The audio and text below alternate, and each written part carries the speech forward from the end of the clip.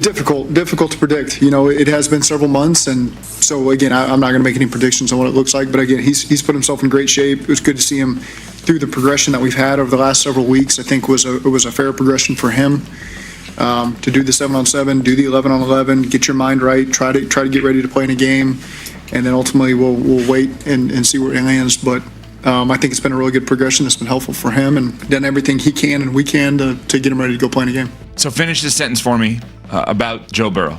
It is fair to expect Joe Burrow tonight at the Ravens to be awesome. I think Joe Burrow is going to be awesome.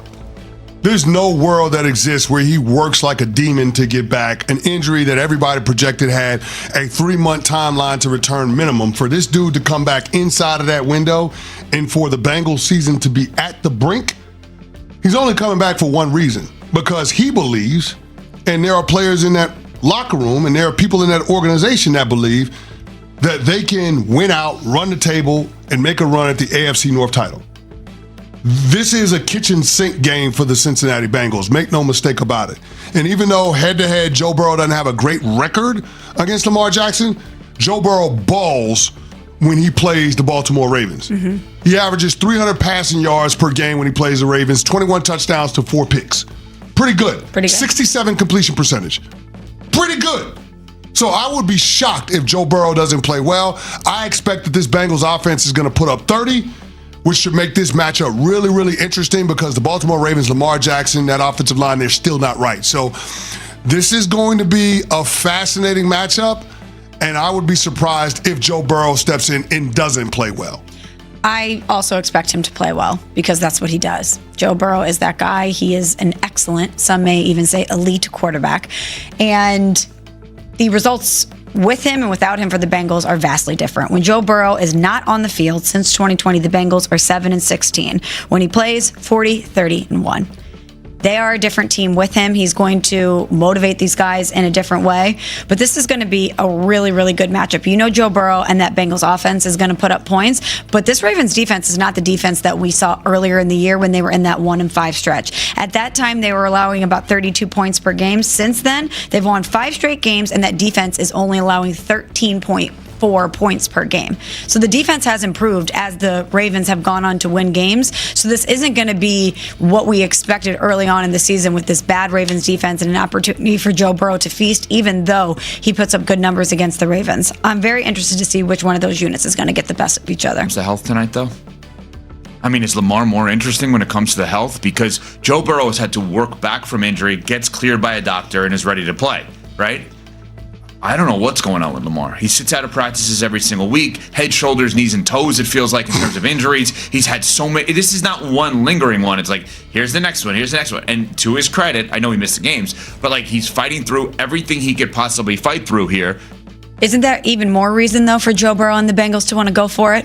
If you think Lamar is not Lamar, MVP Lamar, or he's compromised in any way?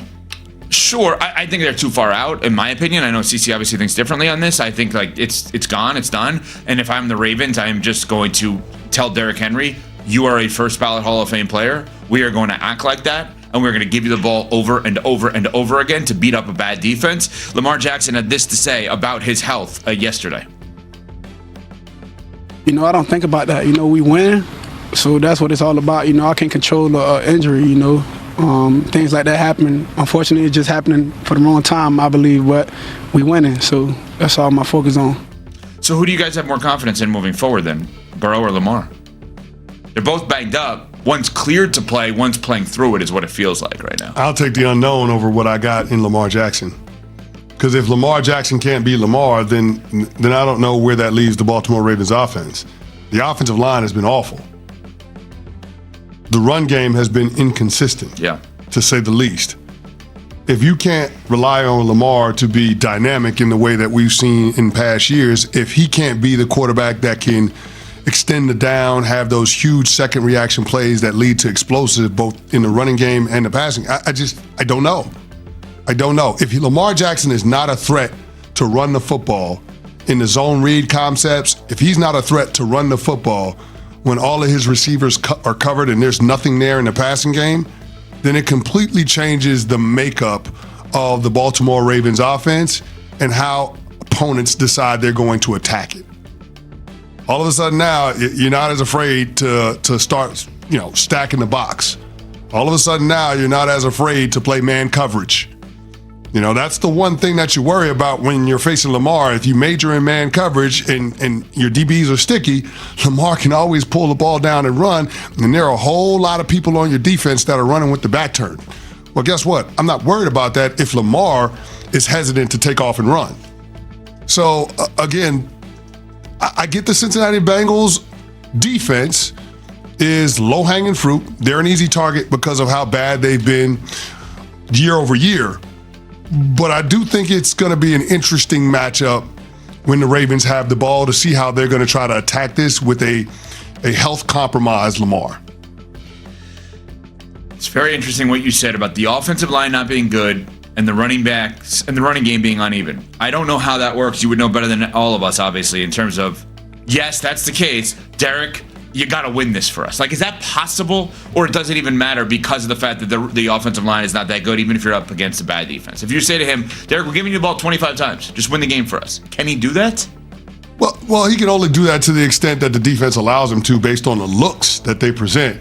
But having a relationship with Al Golden, knowing him well, that was my defensive coordinator in college, he ain't going to let the Baltimore Ravens just run the ball down his throat. He'll put as many men at the line of scrimmage as he needs to in order to slow down Derrick Henry in that running game. But that's where the passing game has to come alive, and specifically the guys on the outside for the Baltimore Ravens have got to be able to consistently beat man coverage. Can you beat man coverage? Can you beat one-on-ones? Even if the Cincinnati Bengals are coming out in cover 3 or coming out in zones, at some point, zone becomes man late in the down. Can you win those matchups? That's what the NFL is all about. Can you win your one-on-one matchups? So Zay Flowers, Mark Andrews, all those guys, can you win your one-on-one matchups in the passing game? Because if you can't, it's going to be a long day for that Baltimore Ravens offense. All right, coming up. We have 2 more games today, obviously. One of them is with America's team under my bag and upstairs. Okay, because we'll sound the alarm. That's fine. I'll tell Killer Mike to get That's right. sound the Now alarm we know how to again. do it. By the way, somebody pointed something out to me yesterday. So if you missed our show yesterday at, what time was that at, with the alarm going off? It was like Hot mess. 6:45. No, it was like right before. Oh, the end of But the remember, it 6 happened o'clock again hour. during the Yeah, hot so mess end of the 6 rankings. o'clock, end of the first hour into the second hour of the show, if you go back on the podcast. And Smalls is like, well, maybe we should get out of here. And I'm like, we're fine. We're in an enclosed setting. And somebody pointed out to me. I immediately, God forbid, thought somebody was trying to attack us instead of the, God forbid, a fire. Well, that's what I said. We're in a locked, windowless room. I know, but you guys didn't pick up on how stupid I was in thinking there was only one God forbid scenario. And you, rightfully so, were like, we got to get out of here because there could be all things. I'm thinking somebody's attacking us. Of course, there was a fire alarm that went off. And it made no sense. But you know what? There actually was a reason for it. Are you aware of this? Yes. Yeah. Wasn't there an actual fire? No, there wasn't an actual fire. Or like an incident, a heat incident, right? There was Steamer or something? smoke from the GMA set because of Dancing with the Stars. They wanted the big intro, so they had the smoke, and it just... I expected to go off tomorrow, too, then. Yeah. For a big intro on GMA. It got to the alarms, and yeah. Yeah. Like around 7:20 It didn't affect their show. That's good. because they have